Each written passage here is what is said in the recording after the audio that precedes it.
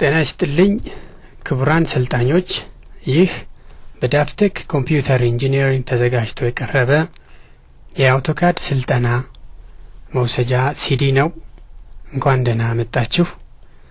ከሁሉም በማስቀደም ስለ አውቶካድ ምንነት ከማውራታችን በፊት አውቶካድ ራሱ በሶፍትዌር ስር እንዴት እንደሚመደብ በየትኛው ዘርፍ ውስጥ እንደተካተተ በማየት እንጀምራለን።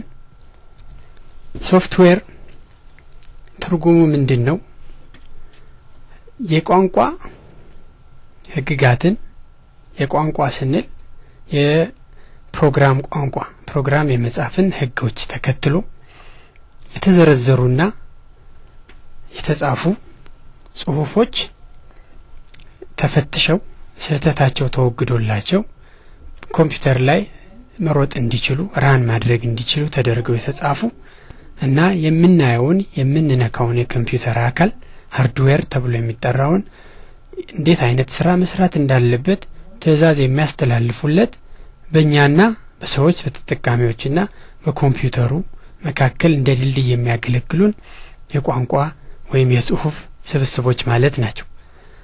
ስለ ሶፍትዌር ያልን ከተነጋገር ሶፍትዌር በሁለት ሰፋፊ ክፍሎች እንደሚከፈል በማየት ትምህርታችንን እንቀጥላለን።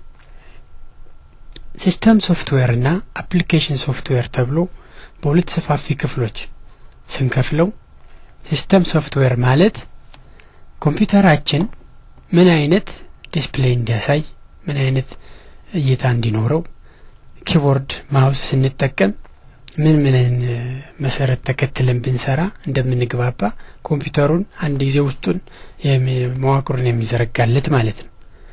ለምሳሌ MS DOS እና MS Windows ወይም ሊነክስ የኦፕሬቲንግ ሲስተም አይነቶች ናቸው።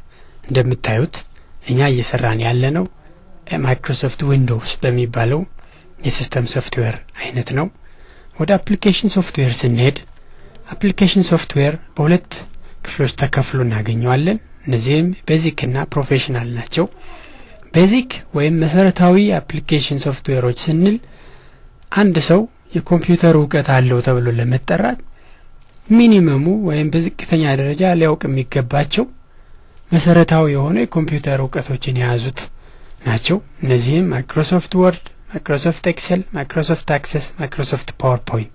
እንግዲህ አንድ ሰው ኮምፒውተር አውቃለሁ ለማለት ከነዚህ ቢያንስ ያንዱ ተጠቃሚ መሆን አለበት ማለት ነው። ከሱ ወጥተን ሁለተኛውን የአፕሊኬሽን ሶፍትዌር ዘርፍ ስናይ ደግሞ ፕሮፌሽናል አፕሊኬሽን ሶፍትዌር ወይም ሙያን መሰረት ያደረገ የሶፍትዌር ዘርፍ ነው። ይሄም ማለት በአንድ ሙያ ውስጥ በአንድ የሙያ ዲሲፕሊን ውስጥ ያን ሙያ ሊያግዝ የሚችል ስራውን ሊያቀሉለት የሚችሉ ፕሮግራሞች ተጽፈው ይቀመጣሉ። በዛም መሰረት አንድ ባለሙያ በሙያው የሚፈልገውን ሶፍትዌር አውጥቶ ስራውን እንዲያግዘው አድርጎ ሊጠቀምበት ይችላል ማለት ነው። ከዚህም አርኪካድ፣ ስታንድ እና አውቶካድ በዚህ ስር የሚመደቡ ሲሆን አርኪካድ አርኪቴክት ዲዛይን ሲሰራ ወይም ሌላ የፋይን አርት ባለሙያ ሊሆን ይችላል የስዕል ስራ የሚሰራ ቅርጻ ቅርጽ ሊጠቀምበት የሚችል ነው።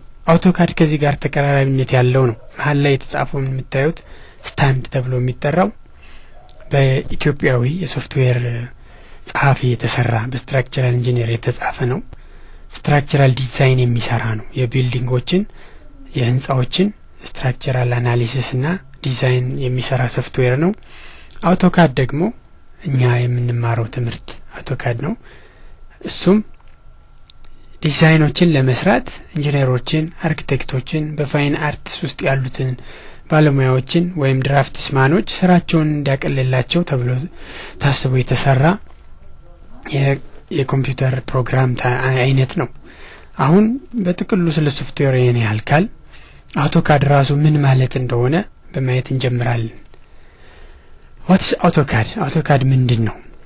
በእንግሊዘኛ AutoCAD definition AutoCAD is an abbreviation standing for Automated Computer Aided Design, which is an application software that designers, engineers and architects use in their daily design activities, and it by far helps in reducing the bulk of work to be done had the design been with ruler and pencil. ምን ማለት ነው? አውቶካድ አውቶሜትድ ኮምፒውተር ኤድድ ዲዛይን ለሚለው በመጻረ ቃልነት የተሰጠው መጠሪያ ሲሆን ጥቅሙም ድራፍቲንግ የሚሰራ ሰው ዲዛይን የሚሰራ ሰው በእጁና በርሳስ ቢሰራ ኖሮ የሚኖርበትን ድካም እንዲቀንስ አብዛኛው የዲዛይን አካላት በውስጡ የተካተቱለት ስራን እጅግ በጣም ቀላል አድርጎ ዲዛይን በተሻለ አኪዩሬሲ ማለትም በተሻለ እርግጠኝነት በአነሰ ጊዜ ባነሰ ድካም ስራን እንድንሰራ የምንጠቀምበት የአፕሊኬሽን ሶፍትዌር አይነት ነው። ስለ አውቶካድ ምንነት ይሄን ያህል ካልን በኋላ አውቶካድን ከሲዲው ላይ ወደ ኮምፒውተራችን እንዴት እንደምንጭነውና ጭነነው ደግሞ እንዴት ፈቃድ እንዲያገኝ እንደምናደርገው ላይሰንስ እንዴት እንደሚደረግ በማየት ትምህርታችንን እንቀጥላለን።